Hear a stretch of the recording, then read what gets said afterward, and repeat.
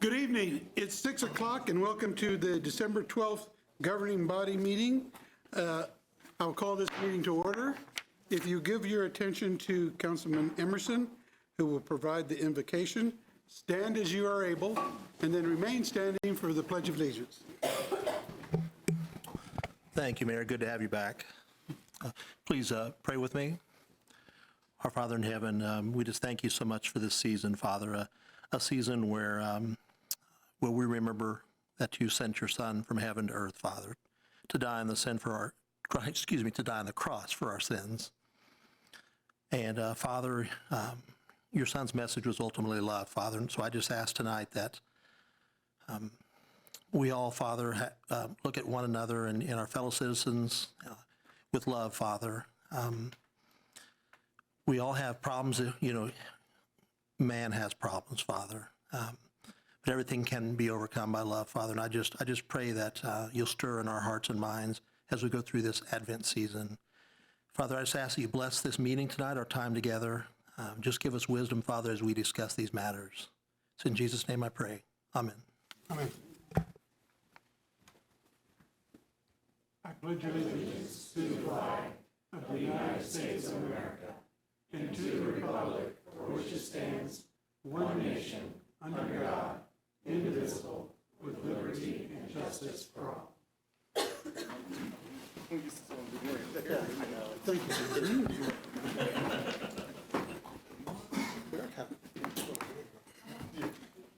Okay. First agenda item is the roll call. Mayor Padilla. Here. Council members Hiller. Here. Valdivia Acala. Here. Ortiz. Over here. Emerson. Here.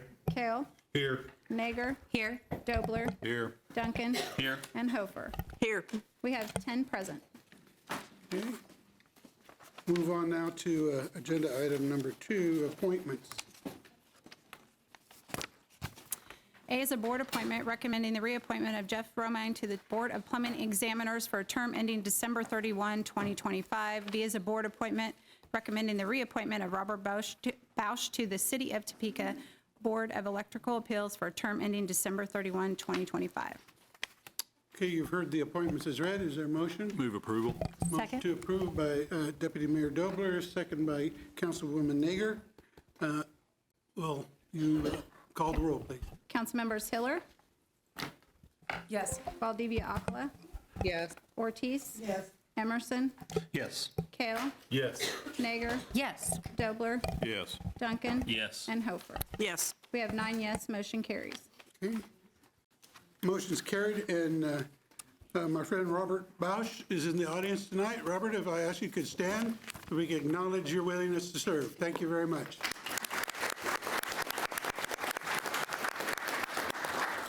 Okay, and number 3, we move on to the consent agenda. Or City Manager, you got this one for the presentation? Mayor and governing body, the presentation that was scheduled for tonight has been moved to the December 19th agenda because the presenter has COVID. And just to tell you, it may be moved further out also, but we'll make that decision next week. okay. Thank you, Richard. Okay, now we have the consent agenda. Madam Clerk? A is minutes of the regular meeting of December 5, 2023, and there are no applications. Okay, you've heard the consent agenda. Is there a motion? Move to approve by Councilwoman Ortiz, second by Councilman Kell. If you call the roll, please. Council members Valdivia Acala. Yes. Ortiz. Yes. Emerson. Yes. Kale. Yes. Nager. Yes. Dobler. Yes. Duncan. Yes. Hofer. Yes. Mayor Padilla. Yes. And Councilmember Hiller. Yes. We have 10 yes, motion carries. Okay, motion's been carried. Move on to agenda item number 5, action items. Brenda? A is a public hearing for the purpose of hearing and answering objections of taxpayers relating to the proposed amendments to the 2023 City of Topeka operating budget, and an ordinance introduced by interim city manager Richard Neinstead approving and adopting certain amendments to the operating budget for the City of Topeka for the year 2023 and appropriating the amounts for the purpose as set forth therein. Okay, thank you, Mr. City Manager. Mayor and governing body, budget amendments are a normal way of doing business at the end of the year. Budget amendment helps us account for additional non-tax revenue, helps us to put together an amendment if for some reason we need to spend more expenditures than the original budgeted amount. And what we need to do here is have a public hearing, and then we will adopt that in a week. But Rochelle Matthews, acting finance director, will walk you through this along with Amanda Stanley, city attorney. Rochelle, thank you. Good evening. All right, so tonight for you in the packet, we have the previous memo submitted. We've made no changes since the last time you've seen it, and I'm happy to address any questions you might have on the matter. Okay. So right now, this is an opportunity for conduct this public hearing. So I will open the public hearing and ask if there's anyone present who would like to speak to the matter. I will ask it 2 more times. Is there anyone present who would like to speak to the matter? Is there anyone present who would like to speak to the matter? Okay, hearing none, I'll close the public hearing. And now I can recognize the governing body if they wish to make any comment or questions of Richard or Rochelle. Seeing none? Motion to approve by Councilwoman Nager. Second by Councilwoman Hiller. If we'll call the roll, please. Councilmembers Ortiz, Yes. Emerson, Yes. Kale, Yes. Nager, Yes. Dobler, Yes. Duncan, Yes. Hofer, Yes. Mayor Padilla, Yes. Councilmembers Hiller, Yes. and Valdivia Acala. Yes. All right, we have 10 yes, the motion carries. Okay. Motion's been carried. We'll move to action item 5B, if the clerk will read. B is an ordinance introduced by interim city manager Richard Neinstead, providing for a non-exclusive franchise to American Medical Response to operate an ambulance service within the city of Topeka until December 31, 2024, and replacing the franchise ordinance codified at City Code Appendix B, Article 11, that will expire December 31, 2023. Mr. City Manager? This is your annual franchise renewal with AMR, known as American Medical Response, who provides ambulance service in the community, and Fire Chief Randy Phillips will start the discussion off. Chief? Thank you.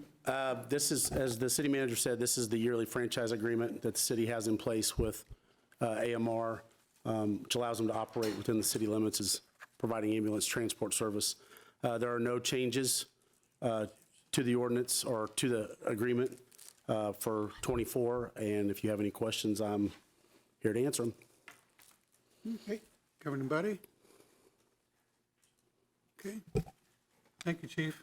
Seeing none, is there a motion? Move approval? Motion to approve by Councilman Emerson. I'll second. Second by Councilwoman Nager. Thank you. If you call the roll, please.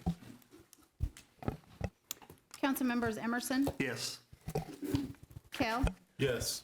Nager, Yes. Dobler, Yes. Duncan, Yes. Hofer, Yes. Mayor Padilla, Yes. Councilmembers Hiller, Yes. Valdivia Acala, Yes. and Ortiz. Yes. We have 10 yes, the motion carries. Okay, motion's been carried. We'll move next to item 5C. If you will read, Brenda. C is a resolution introduced by interim city manager Richard Neinstead in accordance with section 1860010 of the Topeka Municipal Code, approving a conditional use permit on property located at 1610 Northwest Tyler and zoned X1 Mixed Use District to enable expansion of the existing multifamily residential development. City Manager? Mayor and governing body, this is the type of housing project we like before us. If you approve it, it will allow 20 new residential apartments in addition to the existing 8 residential apartments that are there. And Dan Warner, our Planning Division Director, will walk through this with you. Okay. Thank you, Dan. Mayor, governing body, good to see you again. Real quickly on this one, so the CUP is necessary because the existing zoning is X1, and that does not permit an expansion of the existing multifamily on the property, so this conditional use permit is required. The CUP plan notes the location of new buildings and parking. The application also includes a statement of operations and building elevations. We had a neighborhood information meeting that staff recommends approval. The planning commission did as well, and I'd be happy to answer any questions. Any questions for Dan? Okay, Mayor, I'm sorry. Oh, I couldn't see it. Okay, Councilwoman Valdivia Alcala. I just want to say this development is in my district, received the notice. I received 0 issues from any constituents, and many that were in favor that had contacted me on the phone. I wasn't able to listen in on the Zoom event that they had to explain it, but I am definitely in support. So when it's time to move to approve, I would like to do that. Okay, before we vote, I'd like to read the requirement for an ex parte communications.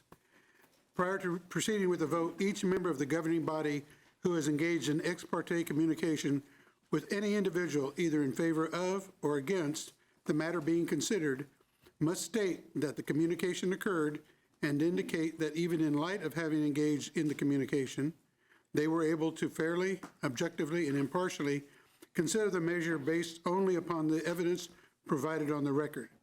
The record includes the Planning Commission minutes, the staff report and its attachments, the public comments made during the Planning Commission hearing, and similar relevant information related to the matter. So I ask now of the governing body, is there any ex parte communication to reveal? Councilwoman Valdivia Alcala. I did receive phone calls, and I feel that I am able to make an impartial decision. Thank you, ma'am. Okay, and before we take this vote, I want to make sure that I read through the voting options that we have available. The one is to approve the Planning Commission's recommendation. 6 votes are required of the governing body. Reject or amend the Planning Commission's recommendation. 7 votes are required of the governing body. Or 3, remand back to the Planning Commission. 6 votes are required of the governing body. So now we are at a time to accept a motion. I move, Mayor, motion to approve as is. Okay, motion to approve by Councilwoman Valdivia Alcala, second by Councilman Kell. If you'll call the roll, please. Councilmembers Kell, Yes. Nager, Yes. Dobler, Yes. Duncan, Yes. Hofer, Yes. Mayor Padilla, Yes. Councilmembers Hiller, Yes. Valdivia Alcala, Yes. Ortiz, Yes. and Emerson. Yes. All right, we have 10 yes, the motion carries. Thank you. I appreciate the investment in that part of town, so thank you very much. Move on to 5D, if the clerk will read. D is an ordinance introduced by interim city manager Richard Neinstead, amending the district map referred to and made a part of the zoning ordinances by section 1850-050 of the Topeka Municipal Code on property located at 2900 Southeast Kentucky Avenue, rezoning from O and I2 Office and Institutional District, all to PUD Planned Unit Development District with O and I2 uses and automobile sales. Okay, Mr. City Manager. Mayor and governing body, if you approve this, it will allow for 5 existing off-street parking place spaces to be utilized for the display of automobiles for sale. And Mr. Warner will explain this to you as well. Mayor, governing body, the planned unit development was required in this instance to add a single commercial use automobile sales to the property and keep the existing O and I2 zoning uses going forward. So conditions on the zoning ordinance address signage, limits the number of cars for sale at a single time, and prohibits auto repair. We had a neighborhood information meeting. Staff recommends approval, and the Planning Commission unanimously recommended approval as well. Any questions for Mr. Warner? Councilman Duncan? And I don't know a better way to ask this, so I'm not trying to be cute, okay? I'm not. So it's for 5 only. So what happens if suddenly there's 8 because they start parking them a different way? I mean, what then, what's the process then if that's violated? Sure. So at that point, if they decide to have more than 5, it likely requires coming back through the process and amending the planned unit development. So there would be another zoning change required for that. I do want to point out they have other uses in that building, so it's not just car sales on the property. There are other uses that they want to park as well. Okay, thank you. And Dan, am I correct in you saying it prohibits maintenance work or Prohibits car repair. car yes. repair? Okay. Okay. So this also is an item that requires an ex parte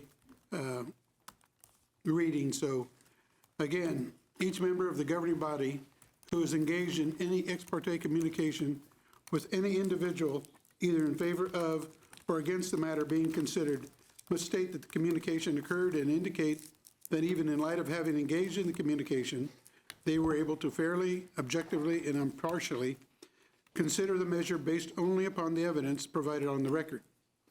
The record includes the Planning Commission minutes, the staff report and its attachments, the public comments made during the Planning Commission hearing, and similar relevant information related to the matter. So again, I asked the governing body if there are any ex parte communications to reveal. None? Seeing none? Okay. And again, the voting options. 1 is to approve the Planning Commission's recommendation. 6 votes are required. Reject the amended Planning Commission's recommendation, or reject or amend. Or 3, remand back to the Planning Commission. So this is an opportunity now for a motion to come forward. Mayor, move approval. Motion to approve by Councilman Emerson. Second. Second by Councilwoman Ortiz. If you'll call the vote, please. Councilmembers Nager, Yes. Dobler, Yes. Duncan, Yes. Hofer, Yes. Mayor Padilla, Yes. Councilmembers Hiller, Yes. Valdivia Aquila, Yes. Ortiz, Yes. and Emerson, Yes. and Kell. Yes. We have 10 yes, the motion carries. Motion's been carried. And we'll move now to agenda item 6, non-action items that the clerk will read. A is discussion concerning the creation of a common consumption areas and designated area boundaries. Mr. Senior Manager? Mayor and governing body, this discussion will be led by Councilmember Duncan and City Attorney Stanley. Councilman?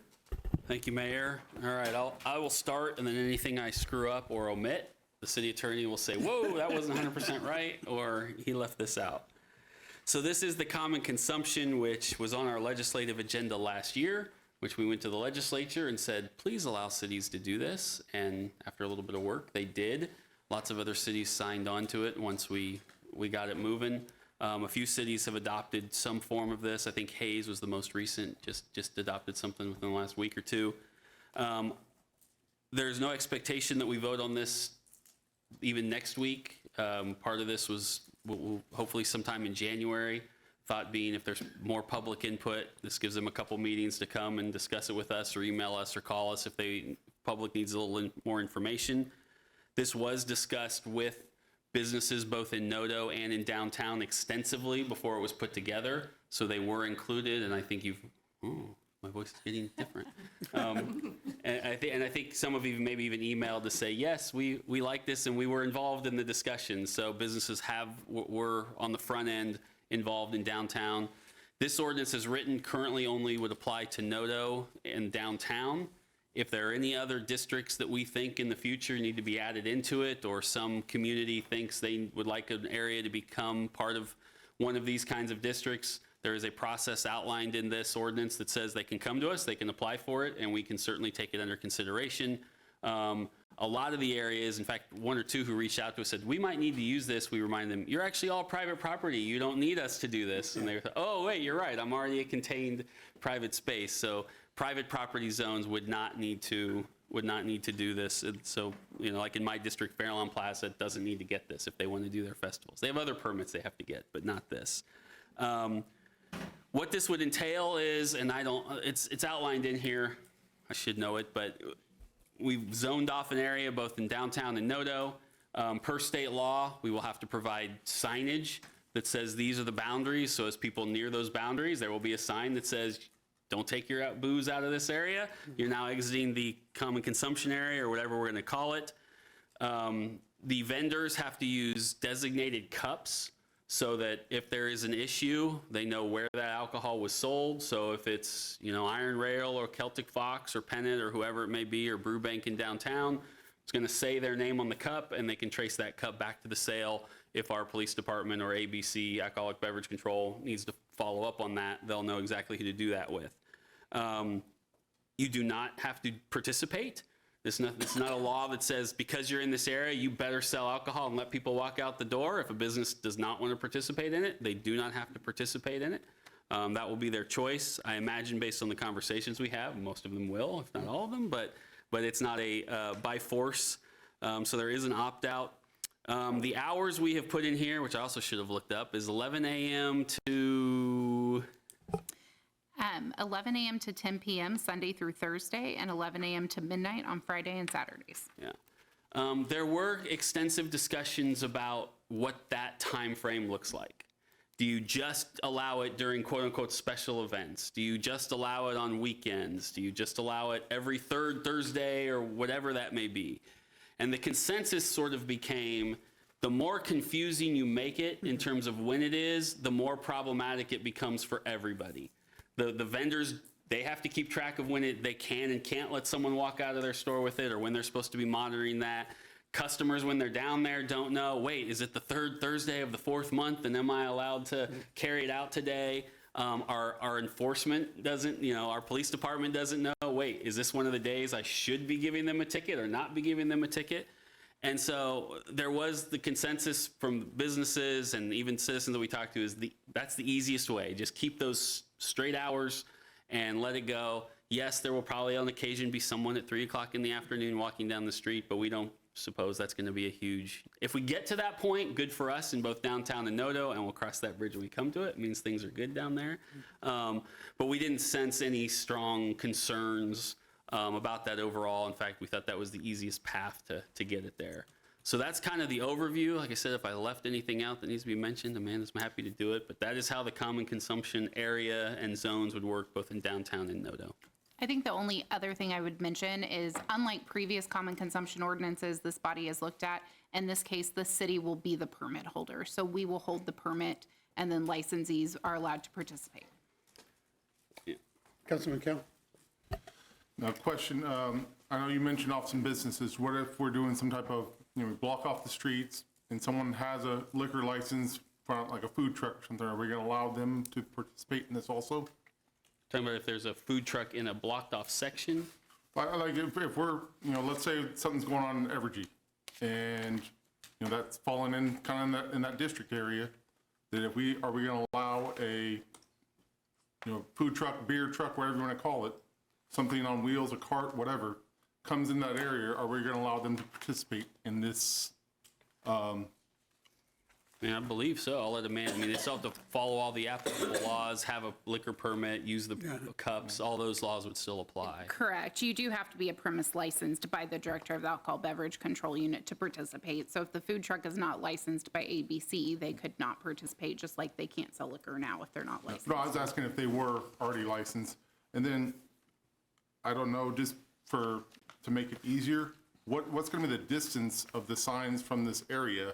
Like, if only, let's say, one of the businesses like the Brewbank is going to have a special event or something, are we limited just to that area, or like the whole block? And we're, in essence, I think maybe we need to have a where the signs go kind of distance, because I was looking at that and I didn't really see it. Yeah, is it in here? It's in here, isn't it? We've designated the actual area. Correct. On page 2 is the areas that are designated, and we have to have conspicuous signage. So we have to have plenty of signage in our areas, which was our deal with the legislature to get this through. But the areas would be Southwest 4th Street between Southwest Jackson and Southwest Quincy on the north, Southwest 10th between Southwest Jackson and Southeast Quincy on the south, Southeast Quincy between Southeast 4th Street and Southwest 10th Street on the east, and Southwest Jackson between Southwest 4th and Southwest 10th Street on the west. And then in Noto, it's the area encompassing Fairchild on the north, Morris Street to the south, Quincy Street on the east, and Jackson Street on the west. So are we thinking permanent signage or temporary signage? No, it has to be permanent. Permanent. By state law, it has to be permanent Okay. signage. And since the district would be open every day, yeah, it won't be the gross orange barricades Okay. or any of those. We'll come up with some nice design. The city manager, I'm sure, will find a very nice design sign that fits in with the character of our downtown and Noto districts to make it look wonderful. Thank you very much. Yep. Spencer, in the past, you and I have been through this before. There was always the issue of visible boundaries, where it used to be a curb line or a rope or anything like that. That's not a requirement of this. That is not, and that was one of the big discussions at the the two big discussions. One I found slightly humorous, and one was pretty serious, which is your question. Okay, how do we really make sure that they know the boundary? I think partially over time, the regulars will get to learn it, right? It's the visitors to your community that'll need to figure it out over time. But that's why the state law is it's very conspicuous signage. We debated with the ABC and still will. My guess is over time we'll have dual signage. That'll be something built into our sidewalks versus also an actual sign that's on both sides of the street as it evolves over time. I think that's what some other communities are looking at, but you will no longer need the barricades. I think the other confusion though then became, some of the questions we got were, well, so now people can just walk in the middle of the street? Well, and we said, no, all traffic laws, all the other laws of the world still apply. You can't just wander in the middle of the street now that it's not barricaded and that cars can go down Kansas Avenue. Got to use the crosswalk, can't just stand in the middle. That's right. So that was a conversation that was had. But no, so all the other laws are going to apply. But yes, the signage will have to be, and I think there will be, it's silly not to say there won't be trial and error to some degree. We'll miss an intersection or a street and we'll realize, oh, we didn't get a sign there, and we'll correct it. And I think in talking with the chief as we were going through this allegedly, he said, there will be some grace early on to educate people as opposed to, bust people as it were early on, just to get people educated on it and find those holes. But yeah, that'll be how it evolves, I think, over time. Okay. And when would you expect for this to be available to those who wish to use it? I don't know that we discussed that, because even though it would technically become law in between when we passed it, we probably would want to, I guess as we talked about it in January, set a date based on when we think signage can be purchased and placed appropriately. And You also have to apply to the Alcohol Beverage Control Unit for a permit, so the city of Topeka is going to have to be accepted as a permit holder too. So I don't know how long that takes with ABC. yeah, I don't either. So, I mean, I think could it be sooner than what I'm about to say? Yes, because honestly, we never talked about that.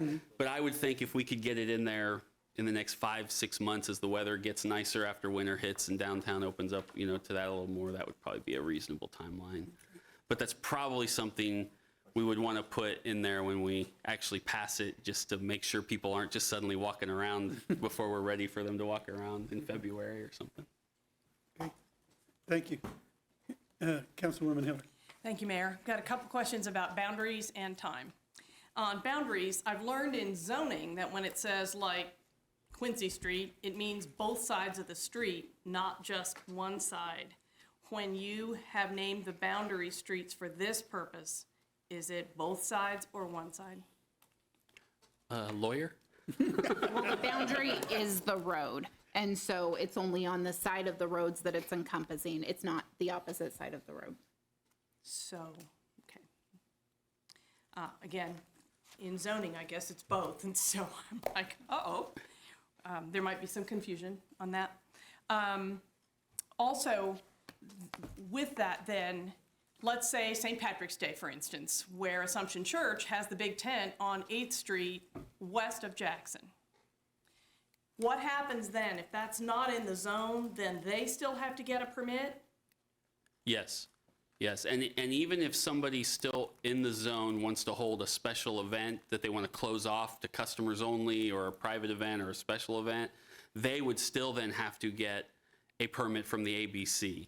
So the state law then, under their liquor, because they also have a liquor license, they would also then have to still license that event, get the right barriers to meet the ABC's definition of their license. But if you're outside the zone and you're going to do that kind of event, yes, you'll still follow the same procedures you've always followed in the past.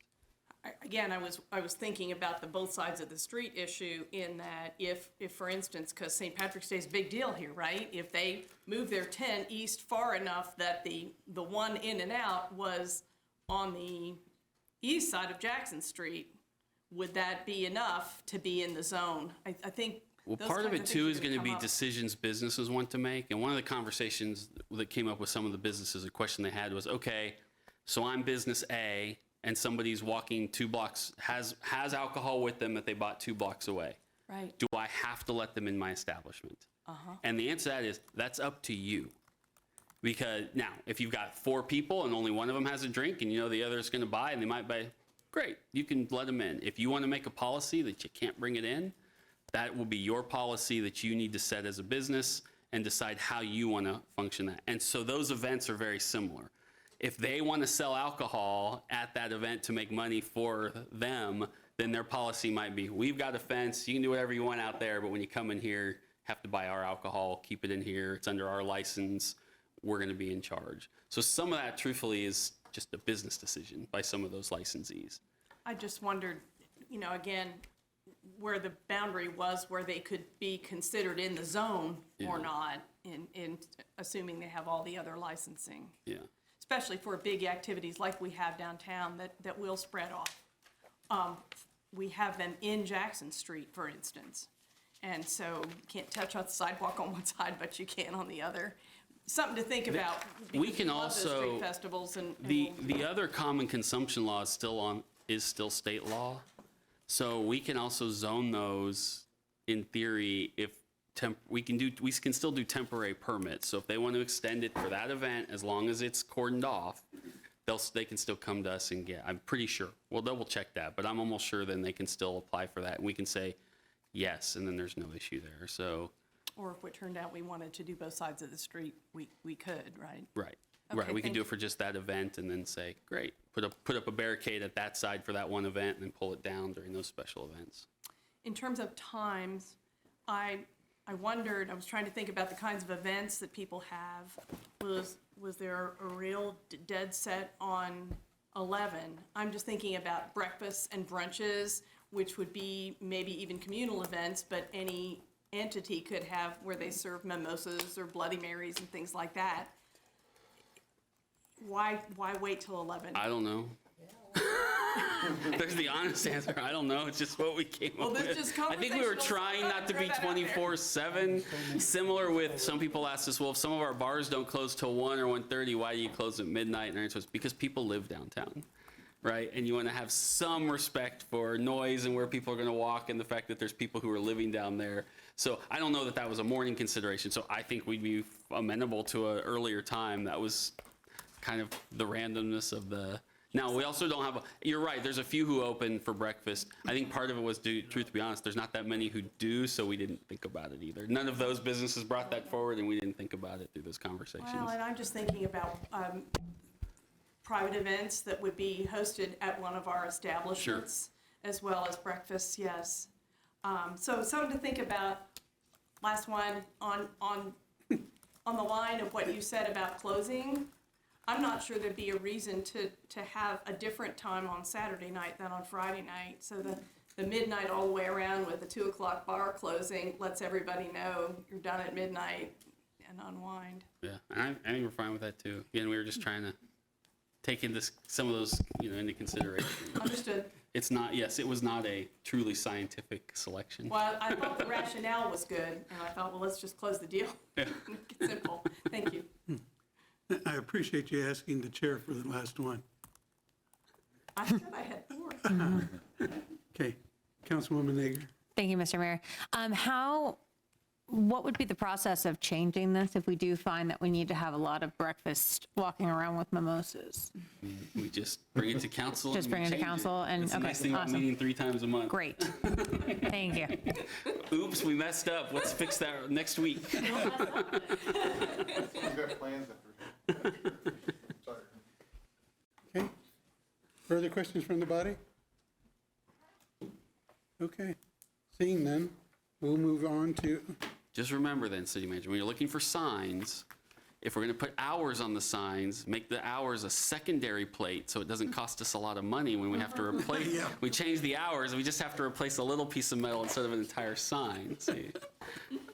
I learned that lesson the hard way somewhere else, but I will impart it on this today. So. okay, we'll move on now. You might say, Mr. Mayor and governing body, this is a pretty fluid discussion. Yeah. Because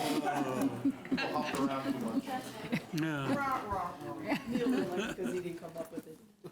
He's been sitting there thinking about that through that whole time. We'll move on to non-action items.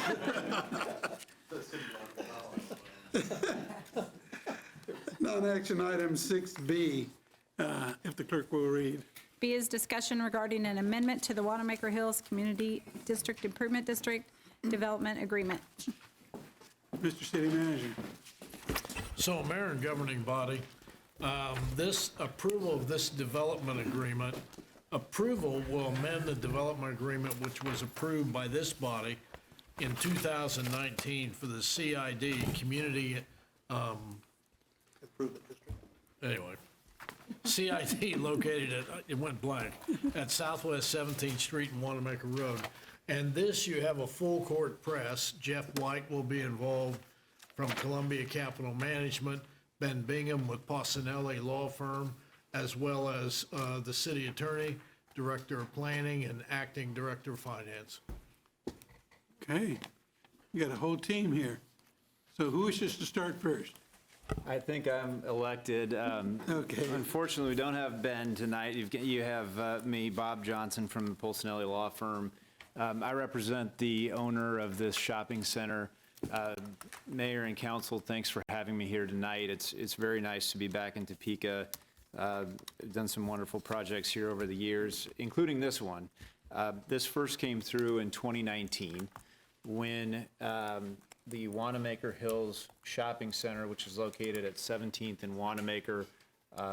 Many of you may be familiar with it, or all of you, but just to set the context, it is here on your screen, the aerial, which never gives a very good view, but the northern building there in the northeast corner is the building that I'll talk about a little bit more here in a second that was redeveloped.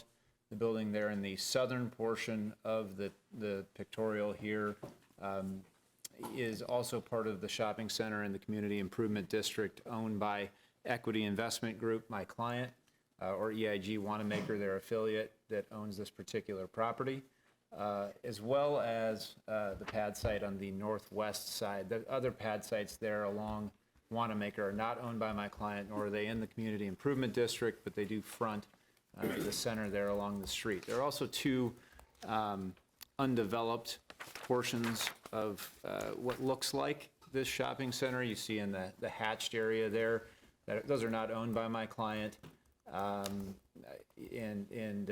not part of the community improvement district either.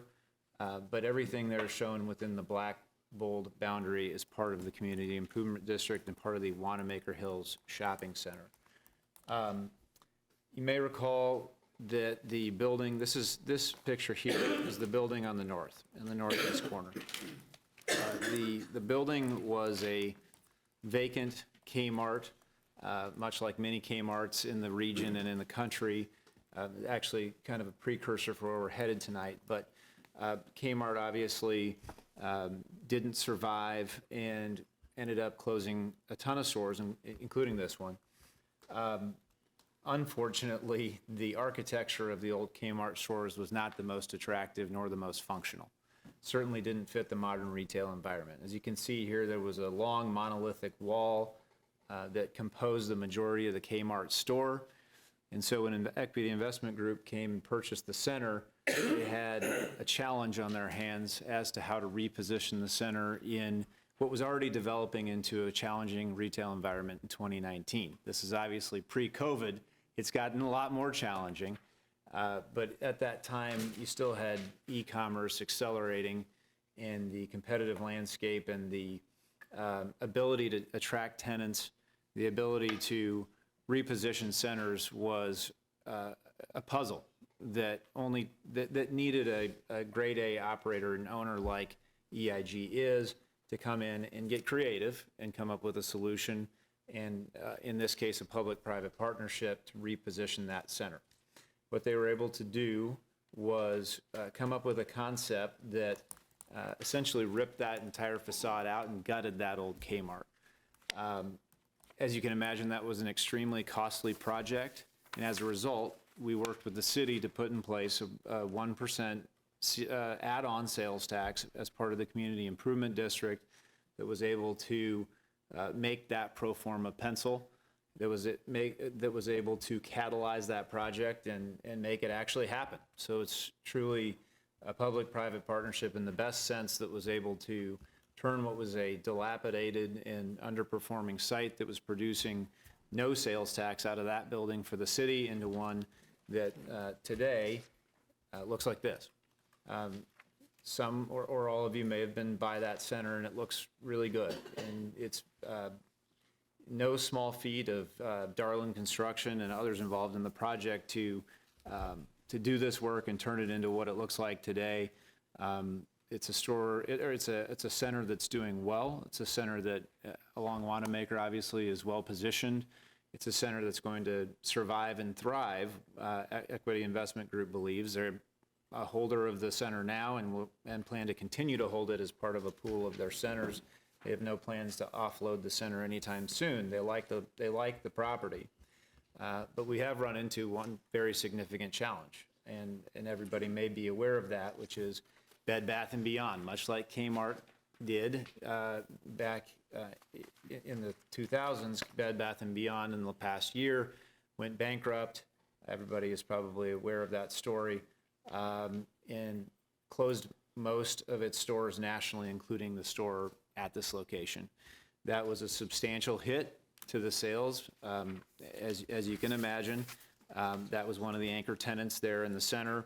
Other anchor tenants, again, I will mention, if you're not familiar, Petco, Five Below, Hobby Lobby, Ulta, Old Navy, Burlington, and DSW are all in the center today. But losing Bed Bath & Beyond, especially right there on the corner, that Bed Bath & Beyond store is located in the southwestmost portion of the center. So as you come in off of Wanamaker there at the southern ingress-egress, that's the first store you see. So it's an issue with regard to the viability of that building in particular, and in this retail environment where, again, I don't need to tell anyone on the council what the challenges are in that regard with regard to capital markets. Jeff could certainly talk to that with a great level of expertise, rates and the escalation of the rate environment over the past year and a half.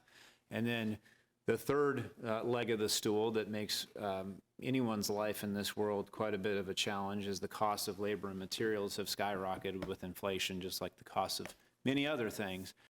But all of that translates in this context into a high hill to climb to bring in a quality national credit tenant. This is a center, as you can tell, it's not a center that wants to downgrade with regard to the type of tenant they would bring in there. I don't think that would be good for the center, nor would it be good for the city with regard to sales tax produced or the level of retailers that you want in this city. So EIG has, with their expertise and with their relationships in the market, been able to enter into an LOI and is in lease negotiations with what I would view, and I think many in the retail environment would view as a phenomenal replacement tenant, and that's Home Goods. Home Goods this is an example store. This is not a rendering or a mock-up of the actual store. I don't have that, but just, familiarize everyone with Home Goods. I'm sure most of, or if all of you may be, They are a thriving retailer. They sell home furnishings and other related home goods, no pun intended. But they do very strong sales, and they would be a major add to this center. But as you can imagine, to attract that tenant here, it would be very costly. There will be complete facade renovation, complete gut, tenant improvements inside the center, and some site improvements that would be required to pull that off. And so the request that we're here tonight on is not changing anything with regard to the structure of the CID. The 1% sales tax wouldn't change. We wouldn't increase that. We're not asking to change the duration of the CID. That commenced in 2020, I believe, and will run for its course that was set in 2019 when we first did this structure. So the components in the structure of the CID aren't changing whatsoever. What we would ask to do would be to increase the cap of the amount of CID proceeds that are able to be generated within the district and utilized for costs within the district to achieve this home goods renovation. Currently, our cap is $6 million essentially. And I'll talk about phase 2 in a second. That's kind of another component of this, but really for our main project, the one that I've been discussing to date, and home goods would be a portion of this, what we would call phase 1 in the main inline center, is a $6 million cap. We would ask to increase that to $8.9 million. Again, that is not changing any component of the CID with regard to additional tax or additional time to generate that. It's simply, if we bring this retailer in, they'll generate more CID because they're a very strong sales tenant. That will then be used to pull this off and put the costs into the center that would enable home goods to open its doors. Those additional costs will go from $31.4 million, which is what the project is all in today, to $39.3 million. So you have an $8.5 million cost increase as well, which also has an economic benefit to the city, albeit in many indirect ways. So an $8.5 million cost increase, which would also allow the cap to move up to $2.9 million. $8.5 million additional cost expended to a $2.9 million cap increase for the CID to balance out that cost increase. There is a component of this that is called phase 2, which is essentially, as you see on your screen here, north of that northernmost building, there's a big swath of parking. It actually looks smaller on this picture than it does in person. If you go drive over there, it's a huge sea of parking. No one parks there. It's not needed. It is it's just a large unused portion of concrete or asphalt. And the goal and hope would be that someday, and this is not pie in the sky, there have been substantive discussions with potential retailers. The hope would be that there's a tenant of the level that it would pencil out to build on to that building on the north side. It would be a build-to-suit expansion of that northern building. As you can imagine, that's even more costly than a renovation of an existing box like the home goods store would be. So the type of tenant and the level of tenant that would require would be very significant. I can't speak to names on that because, again, there isn't an actual deal on that potential phase 2 expansion. But that is something that Equity Investment Group would like to do someday if that deal arrives. It is entirely dependent upon the market. This was anticipated in 2019 as well, that could be a usable portion of the property if and when it came. Certainly during the COVID time, that didn't transpire, but we're hopeful that at some point in the future, that does transpire. In the 2019 deal, we did not have a completion date to do phase 2. We have agreed in this case, in the amendment to the development agreement that would be in front of you when you do take this up for a decision, that we will add a completion date to phase 2. Meaning if we increase the cap for phase 2, I've spoken to the cap increase for phase 1, we would ask to increase the cap for phase 2 as well to enable us to build out the level of quality for that space that would be required for the type of tenant that would precipitate moving forward with phase 2. So we'll put a timeline on that so that we have a date that we're all targeting. It is aspirational. That date is not something based upon a live deal. But when that date comes to pass, which I believe is June 26, I don't know if you recall exactly what the date is, but I think that's it. If it's not ready to be completed by that time, we'll come back to you and we'll talk to you about that. That's not something that is open-ended, and if it's not able to be delivered, then we'll come back to the council and have discussion on it, and hopefully there will be some more detail that is available with an actual deal or potential tenants at that time. What we're asking for on phase 2 would be that we would essentially double the cost of that expansion from what we anticipated in 2019, which was about $2.5 million. Now we would anticipate expending about $5 million, and then increasing the CID cap in that case as well, for a total at the end of the day, if that was ever built, for $11.6 million. So that's kind of the tail of the tape. There's one more thing I want to mention, which is that we have an opportunity to build a new pad site as well behind the Aspen Dental. That's the pad site that is directly, the Aspen Dental is the one that is second from the, well, yeah, it's second from the northern one. It's the third, excuse me. There are 3 pad buildings, counting the one on the corner, coming down from the north. It would be the site directly behind that. There's a possibility to build a new restaurant there. I can't say that name right now because it's not a signed lease or it's not a signed LOI, which has enabled me to say Home Goods.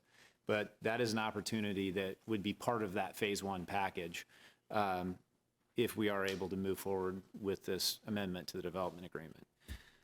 I think I've covered the detail. If I haven't, Rochelle and Jeff can speak to any details I've left out. This slide, I don't love the slide that we put together here, but essentially just shows the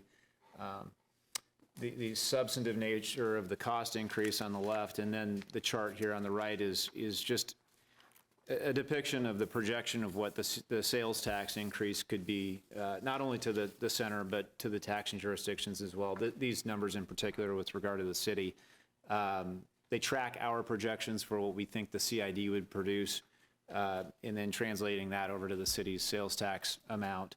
Obviously, it shows what you would think it would show, which is that by bringing in the Home Goods project and then ultimately by bringing in the phase 2 project, that would lift all boats and would produce substantially more sales tax for the taxing jurisdictions, including the city as well. So on that note, I will stand for any questions.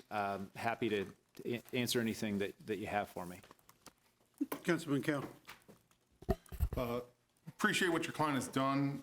There's a lot of foot traffic in that area, especially taking an empty building and doing what you guys did with it is amazing. My wife and daughter spend a lot of money in that area. Now, when it comes to Home Goods owned by TJ Maxx, have they discussed if they are going to keep the TJ Maxx there, or is it going to be Home Goods over to TJ Maxx over to Home Goods? Because I'm not a fan of just swapping one empty building to make another one. Yeah, I don't have any indication that would be the case. Okay. And then when it comes to parking, like you've talked about two new spots lanes, spots possibly building on. Is there a floor on the number of parking spots that you want? Because I've just seen some of the newer areas we developed in Topeka, and we've overdeveloped the area when it comes to parking. To me, Wheatfield Village does not have enough parking for what's going on there.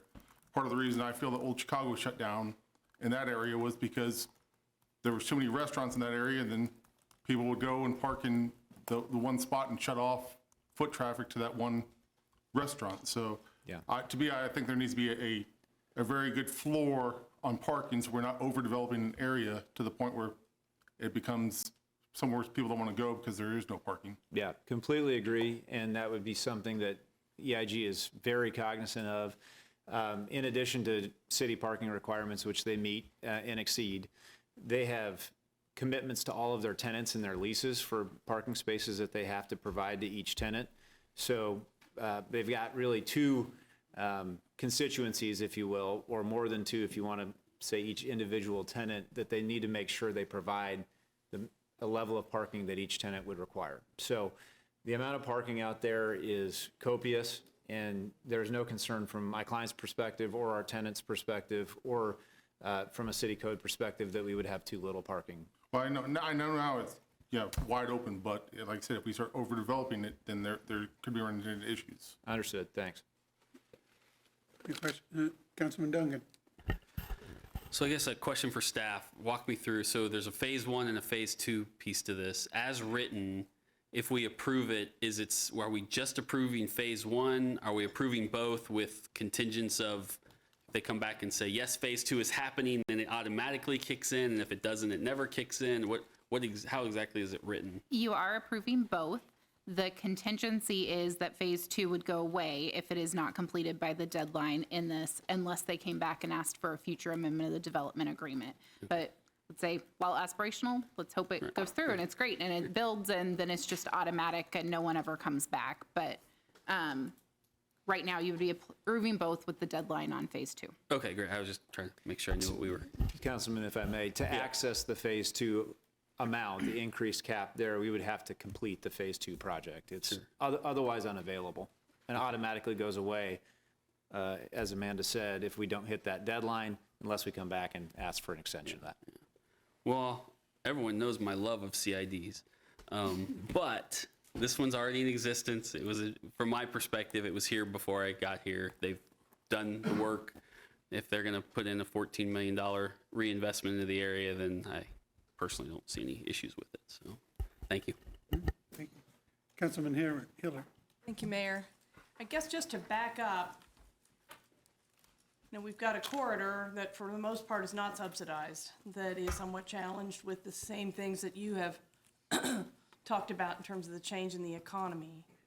And theoretically, and we approved this SID at first, and you guys did a fabulous job. The idea was to save Bed Bath & Beyond, if I recall, in part because they like to have other stores around them, and with that empty Kmart, we were at risk. So the investment worked for a time. But we have already invested in that Bed Bath & Beyond building, and we have other vacancies on the Wanamaker corridor. So if you could, maybe we can ask Jeff as well, but if you could talk about the but-for, I mean, why do you need this, or is it just worth asking? Yeah, appreciate the comments and understand all of them. I can speak to each of those. Certainly Bed Bath and retaining Bed Bath in 2019 was critical, which was accomplished. Obviously outside of our control that they went through a bankruptcy nationally and vacated. It wasn't anything to do with the performance of the center or the performance of the redevelopment and repositioning of the Kmart and the other retailers that were brought in. So I'd agree with you. I think it was done really well, and I think the goals that were set out were accomplished, including retaining Bed Bath until they had a broader, more macro event. But again, one outside of our control and totally unanticipated by anyone, right? And so that's unfortunate. And if it didn't happen, I wouldn't be sitting here, and we'd all be, saying that everything went well. Well, that happened, and it's something that we have to confront and deal with. And that goes to your next question. The idea of a but-for, Jeff has worked through our numbers and seen this, and the bottom line is with costs, the cost environment today, our returns have gone down just by natural inflation since we came through in 2019. Operational costs are much higher. It's just the environment that you deal with in the retail world. Your margins are going down no matter what. That said, if you lose 10,000 square feet, you have a real problem. And so if we do not do, I've got my return numbers here, so bear with me. Okay, so this is, just bear with me a second as I'm looking at it. Rate of return without the CID, phase one only. So we are essentially in a really tough environment in the 5.5% range without the CID increase. With the CID increase, we get up to about a 5.7 to about a 6.7. So you're really looking at low returns as it is, but you bump it up about 1%. And so there's no way you're doing that project and expending that level of money without the ability to capture that CID and make it a viable project that you can finance. So we couldn't get the financing to do it. So it's just simply not going to happen unless we can capture more CID. And that space will stay vacant or have to be repositioned in a way that's not as quality. I'm not here to tell you there's an alternative because this is the game plan. This is what the IG wants to do. They are on the brink of a lease. They're in lease negotiations pending this decision. And if we can make this decision and we can lock this in, they can finance the deal and they can sign the lease. There isn't a backup plan, so I'm not saying it's going to be this or that or otherwise. It's just simply not financeable. It simply doesn't pencil without adding the CID or increasing the CID cap, allowing us to simply capture more of the revenue that's produced by the new tenant. As far as the competition question, I can't speak to other centers. I can't speak to other vacancies. I'd be happy to field a call from any other shopping center owner who wants to talk to me about it. But I think that it's just case by case, and some people have different financials than others. That some people don't have a loan on their center. That's very rare, but it may be the case for some centers. Some centers may have. I can't speak to specific instances other than to say in this case that without the increase of the cap on the CID that is already in place, this home goods deal won't happen. So we're here to hopefully, again, we had success with the first approach with the CID for the center. It turned out to be a gangbuster success.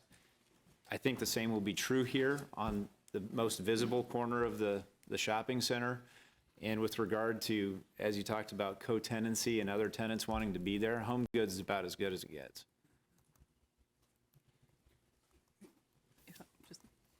Councilman Dobler first, and then we'll come back to you.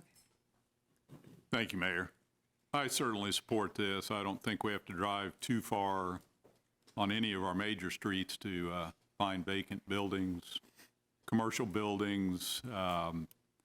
This is a case where we had a great plan to start with in 2019. It was executed upon, and unfortunately, national bankruptcy led to the vacancy of one store, and the owners come back with a great plan to keep it going. Again, it doesn't raise the property, or doesn't raise the sales tax, stays the same, doesn't raise the time. It just raises the cap on their ability to capture that sales tax, which has gone up dramatically in the last few years. As they pointed out, that's also more sales tax for the city of Topeka. That's property tax for a building that will most likely go up, certainly won't go down.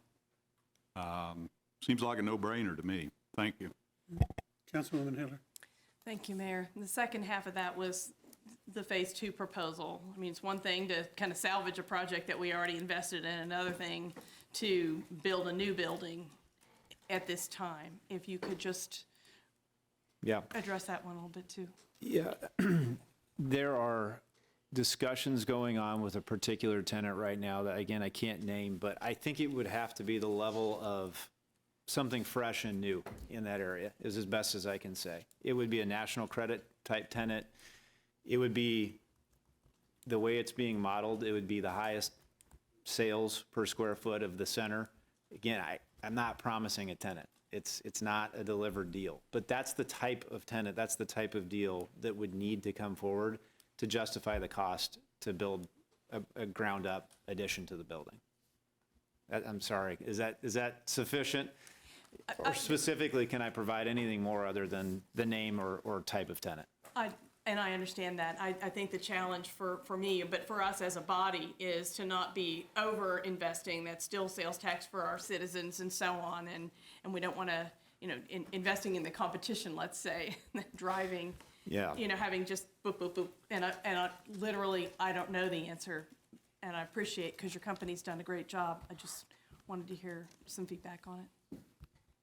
Thank you. Further questions? Anyone else on your team that would like to present? Jeff? I don't know. Michelle? Okay. We did an excellent job of presenting it here. Thank you, Mayor. And I know my wife's going to be really excited when I get home. Loves this store. It's a really nice store. She always makes an effort to get there. So thank you very much for the presentation. Thank you.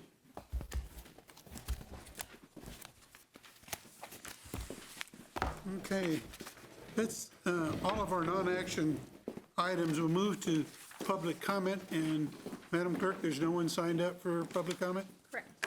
Okay. We'll move to announcement. Madam Clerk? So on the December 19th agenda, we have, looks like 4 board appointments. We will have possibly 2 presentations. The first one's prosecution of property maintenance code violations, and the second one is the TFD Emergency Medical Response Assessment. Looks like we have the boundary resolution for the consent agenda. Action items include the ordinances for the Downtown Business Improvement District 2024 service fee. Same thing for the Topeka Tourism Business Improvement District and the Noto Business Improvement District. We also will have the Development Agreement Amendment for Wanamaker CID that we just discussed, and then approval of the Social Service Grants Committee report and recommendations for 2025. And we will have continued discussion on the common consumption area ordinance. Okay, thank you. Mr. City Manager? Mayor and governing body, I have nothing at the moment. Okay. Move down to the governing body members. Councilman Emerson? Thank you, Mayor. The only thing I'll say tonight is, if all the meetings were this short, I maybe would have ran for 4 more years. That's it. No more. Councilman Kell? Just a reminder that school will be out here pretty soon, so you'll have a lot more kids in the neighborhood. Take your time getting through neighborhoods. Just because the school zones are shut off during that time frame doesn't mean that there aren't going to be a bunch of kids running around. Second off, when it comes to driving, make sure you don't drink and drive. Take the time to designate a driver, call a ride share, call a cab. Just make plans so you aren't out there risking yourself or others. Thank you. Councilwoman Nader? Nothing tonight, Mayor. Thank you. Deputy Mayor? Ditto. Wow. Nothing, Mayor, thank you. Wow. Councilwoman Hoover? Nothing tonight. Wow. Councilwoman Hiller? Oh, gosh, this is bad.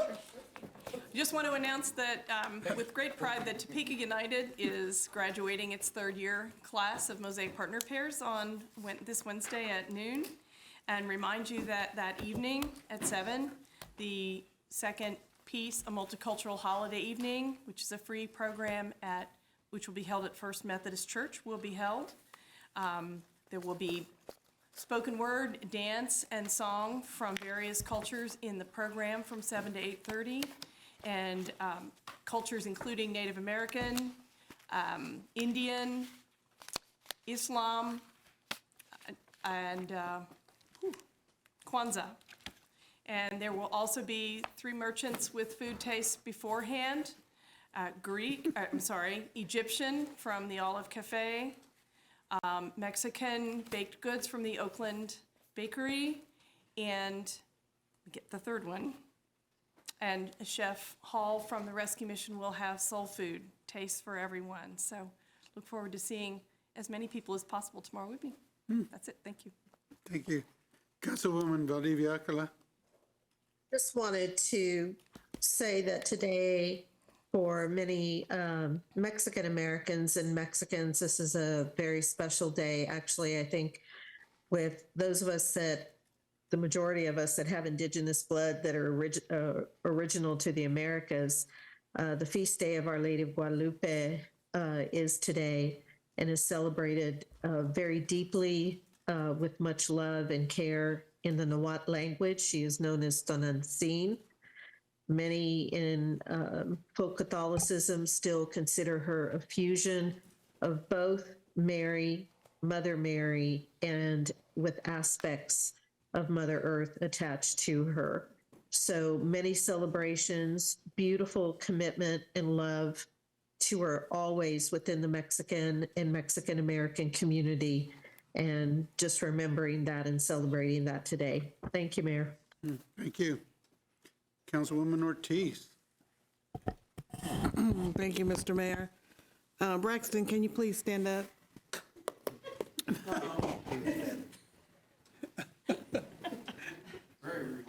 Would you come to the podium, Braxton, please?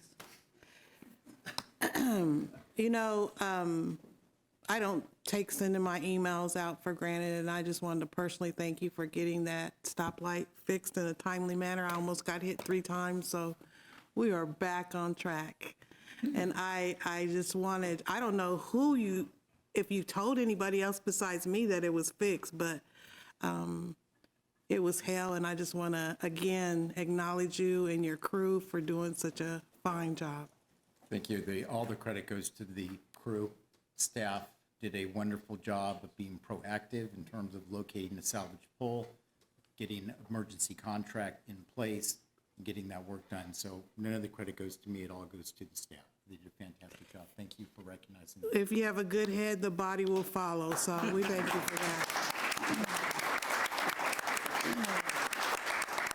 That was a pole that was taken out during the Kansas Avenue parade, Miracle on. And so I drive through there almost every morning taking my grandson, and actually I asked the police chief for a favor, and he said I needed to slow down, so I think that's why he was trying to delay that. But I just wanted to acknowledge Braxton, because that was a heck of a fix. You know, that pole was the wiring in it, everything. And when you got buses, you know, we had to go to one lane, and they're cutting you off in my little bitty car. And so I just wanted to personally acknowledge that. I appreciate that. Mr. Mayor, I do need to talk to you in person, privately for next week's agenda, but good to see you back. Thank you. Thank you. Okay. I just want to close this meeting to thank all the people who have offered condolences in the passing of my mother. You know, I've talked a little bit before about us as a body too, a governing body. We're not just people who sit up here in a governing body. We develop relationships and friendships, and I saw that, and I appreciate that those friendships were able to express sympathy for the loss in our family. It meant a lot, and it always reinforces my commitment to the city of Topeka and the people who live here, because it just doesn't happen all the time. And people just really were free with their sympathies and support. So thank you very much from myself and everybody in the Padilla family. And we don't have an executive session, so no further business coming before this body. This meeting is adjourned. It is.